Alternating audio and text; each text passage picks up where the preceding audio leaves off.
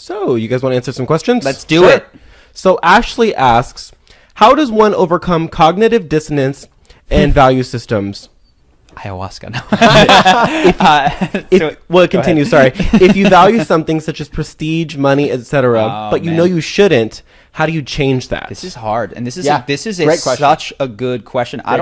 Maybe you realize, if for those who haven't asked this question, this is one of the most important questions you can ask, which is, how do I stop valuing the things that make me unhappy? Because that's it, right? If you could orient yourself towards the things that you have statistical, experiential data will actually improve the quality of your life and your joy and your happiness, it's easy. The problem is, we still want to be famous and beautiful and well-liked and have a ton of Instagram followers. So how do you do this? I have had some success, but not complete with this. And I'll share you the things that have helped. One is to treat it like an addiction, in that alcoholics don't hang out in bars if they're smart. And people who seek validation don't hang out on Instagram if they're smart.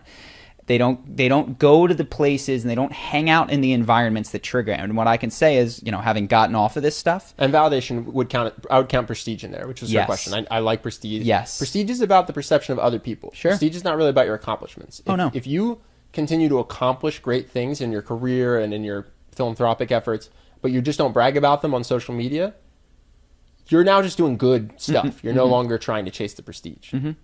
So what I've seen, and then this is true of addiction as well, there's a massive difference between 0 and 1. Like 0 drinks and 1 drink are not the same thing. And so 5 minutes a day of Instagram and 0 minutes of a day of Instagram are very, very different in terms of how your brain gets wired. So I would advise you to find the things that trigger these values that you'd like to shift, whatever they are, whether they're people, whether it's a place, an app, a job that you may have, and cut it to 0. What if it's friends? What if you have a friend group that's very prestige hungry and is constantly asking you how much you make? Or, oh, did you get the promotion? Or what firm did you work at? Oh, you got that firm. That's crazy. That's so good. Yeah. What do you do now? Because they're your friends. So I have, I think you might have an answer. No, I don't. So what we did, I was really lucky. One person makes all the difference.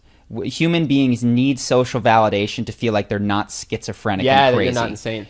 So having been, when I started my business, while everyone else told me I was crazy and I wasn't going to do it and this is a waste of my time, I felt not crazy at all. Well, we kind of, because we had each other, got to go, no, you guys are the crazy ones. You're the crazy ones. You don't get it. Because I had a ton of friends, I still do, have super high paying, prestigious jobs in finance on Wall Street. And they were all like, you're going to leave to go to Brazil to start a business that does what? And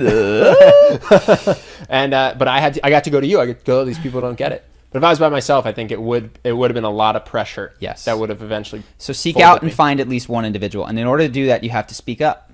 So I had to give all these books that I liked to all of my friends and saw who it took to them. And they didn't all. And Ben had to get the 4-hour work week. 90% of people.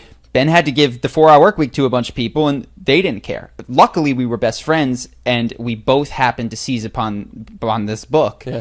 That put us down a different path. So that was one. If you can get just one person, and then man, make that your home base and build from there. It will grow because then you'll be wearing on your sleeve whatever you do. So you're trying not to care about prestige, but you will care about something, right? Maybe it's helping people and not posting about it. Yeah. You will find a place to volunteer, and the people there will be volunteers, and some of them will be doing it for the Instagram likes, and you'll avoid those people. Yeah. But you'll meet other genuine by doing what you actually want to be doing.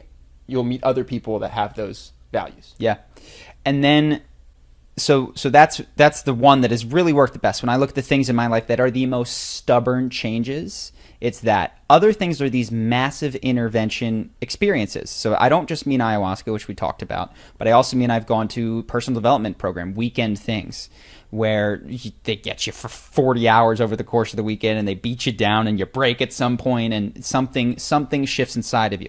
It doesn't make all the change, but those have been valuable. I know that some people say that about Landmark. I would recommend books, actually. So I was as prestige hungry as you get. So I was a nerdy kid growing up, wasn't good looking or good at sports. So I just went, okay, well, what's going to get me any sort of pat on the back is grades. Suddenly I wanted to go to whatever was the best school I could get into. It's all I cared about, right? I wanted to go to California so bad, but I ended up going to Philadelphia. That's a ridiculous decision. Yeah. And then I did not want to go into investment banking when I was a sophomore. I ended up in investment banking because it's what all my fraternity brothers were patting each other on the back for it. Sure. And so what firm did I go to? I went to the most prestigious one. Yeah. I was very prestige hungry, and I read a book, and it completely changed my paradigm. Sure. So I think reading alternative paradigms, reading things written by people who don't have the values that you want to avoid, that can actually be some of the most life-changing stuff. Yeah. Because weirdly enough, I was that to a T until I was 22. You know what I mean? Couldn't find someone more prestige hungry. I didn't want the money. I just wanted the validation and the pats on the back. Sure. And the last thing that I'll say, and this one has worked, this works for the ones that aren't the deepest in you, but are like mid-level things that are stuck in you, is a video we have called How to Stop Self-Sabotage, I believe. And it has an exercise in there where you go and you do free association to pull out whatever associations you have to prestige or to money. And what you'll realize is some of the roots of these. Not every time, but you can get in there. And that helped me with actually limitations around earning money. You know, I put the brakes on our business for a long time because I thought that earning more money would make me unhappy because I lived in New York City and I was seeing all of these rich, unhappy people. And it was only when I did this exercise that's in How to Stop Self-Sabotage that I saw that and went, oh my gosh, this doesn't line up, and I could start to unravel that. So that long answer, but these are a handful of places to start. It's tough though. It's a great question. It's the question. It's the question. I've kept my worst one. I think most people have, so you're safe in good company. I just like to date.